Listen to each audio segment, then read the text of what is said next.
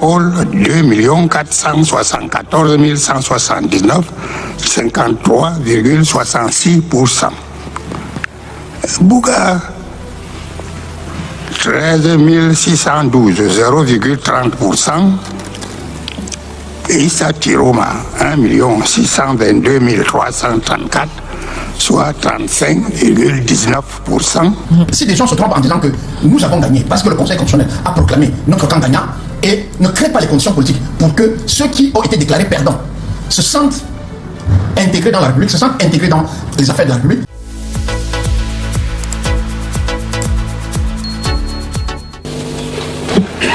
Inscrit 8 82 692. Votants 4 668 446. Taux de participation 57,76%. Taux d'abstention 42,24%. Bulletin nul 57 620. Suffrages valablement exprimés 4 610 826. Suffrages en faveur de chaque candidat au total.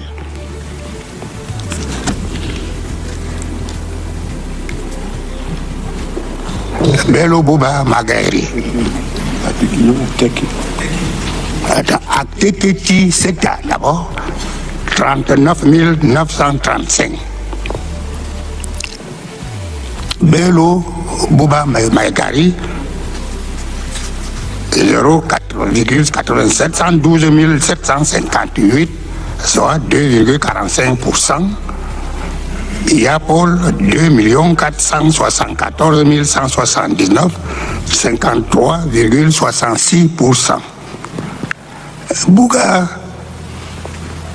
13 612, 0,30%.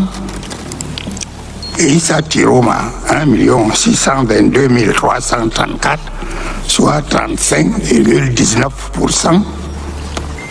Iodi 18 828, soit 0,40%. Kouemou Pierre 12 873, soit 0,28%.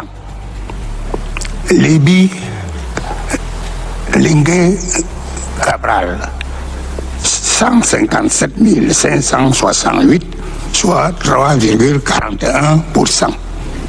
Matomba 15 925, soit 0,35%. Mouna Kéré 10 252, 0,22%. Aussi 55 841, 1,21%. Tomenou 76 721, 1,66%. Classement des candidats en fonction des suffrages obtenus.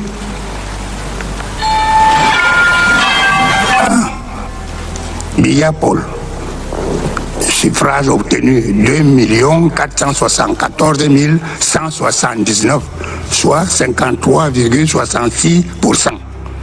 2. Issa Tiroma 1 622 334, soit 35,19%. Libi Nguel Cabral 157 568, soit 3,41%. Belobouba Maïgari 112 758, soit 2,45%. Tomaino Njoya 76 721, égale 1,66%. Aussi Joshua Nambangi 55 841, soit 1,21%. Atekiseta Caston 39 935, soit 0,87%. Iodi Iram Samuel 18 828, 0,40%. Matomba Serge 15 925, 0,35%. Bouga, Agbéjac, 13 612, 0,30%. Kouemou-Pierre, 12 873, 0,28%. Mouna Keretambeng, 10 252, 0,22%.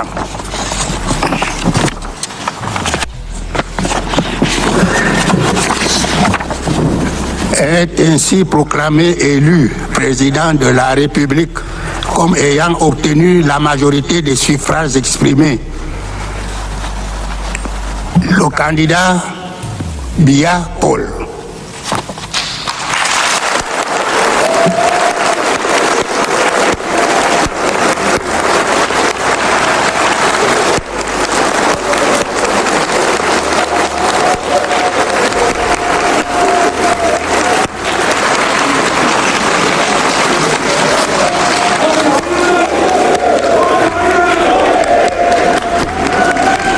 Bien. En foi de quoi, la présente décision, qui sera publiée suivant la procédure d'urgence, puis insérée au journal officiel en français et en anglais, est signée par le président, le secrétaire général, consigné par le greffier en chef. We are back from the Constitutional Council that has just declared the winner of the October 12th presidential election in Cameroon, and we have a guest that is going to join us soon. And the final result, to have President Paul Biya. He has 53.86%. Constitutional Council has just proclaimed the results. What are your first reactions after listening to the results and the winner, which is President Paul Biya? My first reaction is that it is business as usual. That the incumbent candidate, who is the acting president, has been declared. I don't know if I would say has been declared winner. As it was since the ending of the work of the national. Pastor, when I'm asking the question, it means that the results were out already, because nothing has changed from what we saw on the social media. And we said they were testing the waters, testing the reactions of Cameroonians. Rien ne pouvait changer. Non. Bon, on peut dire tester. Non, je ne pense pas qu'on testait la réaction du Camerounais. Ça avait été annoncé. Ça avait été annoncé dans un certain cercle officiel du pays, même si aucun texte, aucune communication publique n'avait porté dessus.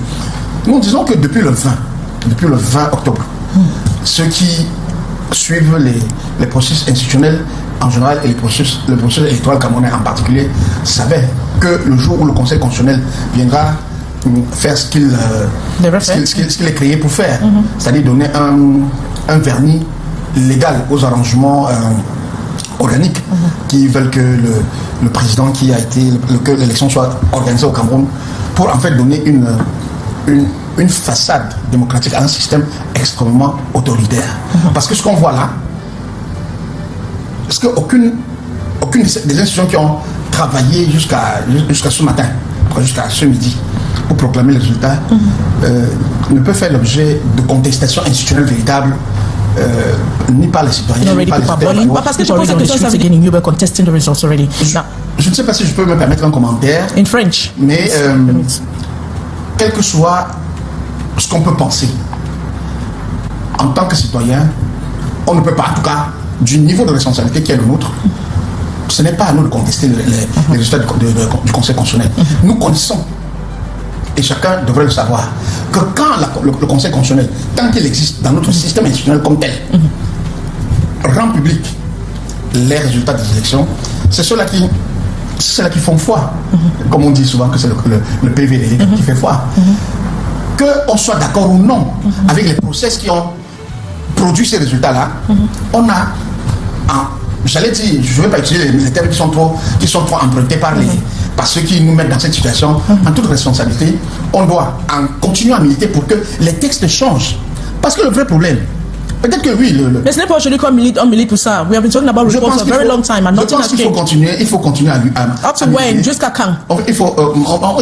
Moi, c'est l'espoir. De toute façon, si je n'ai pas cet espoir-là, je n'ai aucune raison de continuer à m'engager dans la vie civile, dans la vie professionnelle, comme vous savez. Alex Gustave Azébazé, il y a quand même des chiffres qui laisse interrogateur. En 2018, le président Paul Biya, lorsqu'il briguait, il était en course pour un 7e mandat, il était au-delà de 70% de suffrages valablement exprimés. Nous sommes en 2025, il est en moins de 54%, et c'est la première fois depuis John Fondi qu'un challenger de Paul Biya aille au-delà de 30%.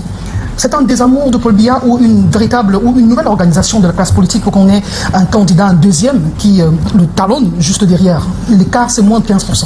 Vous verrez ma gêne à devoir commenter les résultats sur ce rapport-là. Parce que dès l'instant où il y a des questions sur le processus qui a abouti à ces résultats-là, il est difficile même d'établir que les écarts qu'il y a entre le premier et le deuxième, le premier proclamé président de la République, le Conseil constitutionnel l'a fait, le deuxième non proclamé, donc perdant. Est-ce qu'on doit dire que, parce qu'en 2018, le deuxième avait 14%, le fait que le deuxième de 2025 est 35%, c'est un programme de notre démocratie. C'est pas comme ça qu'on analyse la qualité des processus électoraux à travers le monde. Qu'est-ce qui a changé? Je crois que si nous vivons tous dans le même pays, chaque observateur avisé ou attentif sait que avant 2018, la situation sociale était extrêmement extrêmement préoccupante. Elle s'est aggravée. Elle s'est aggravée avec le Covid qui a eu lieu entre 2019 et 2020. La situation économique s'est totalement dégradée. Les entreprises n'investissent pas, ne recrutent pas. Les citoyens, la masse très restreinte qui a un travail légal, régulier, est très mal payée. Les gens sont... Le niveau d'aménagement des conditions de travail dans les entreprises, qu'elles soient privées ou publiques, alors dans le public c'est la catastrophe. Allez regarder dans les écoles. Vous savez très bien que les enseignants des écoles publiques au Cameroun sont plus ou moins payés par les parents. Parce que l'indexation entre le coût de la vie et le niveau de leurs ressources fait en sorte qu'ils ont une qualité de vie, je parle des enseignants, ils ont une qualité de vie extrêmement mauvaise. D'ailleurs, vous aurez remarqué que pour cette élection, l'essentiel des organisations de représentation des enseignants ont appelé à voter pour le principal candidat qui apparaît aujourd'hui, le principal candidat de l'opposition, je parle de ça. Or, le corps le plus important dans le système public camerounais, au-delà de l'armée, c'est l'enseignement. Il y a, si on jumelle l'enseignement privé, l'enseignement public, l'enseignement privé et l'enseignement confessionnel, il apparaîtra que le corps qui dans le pays a le plus d'employés, c'est l'enseignement.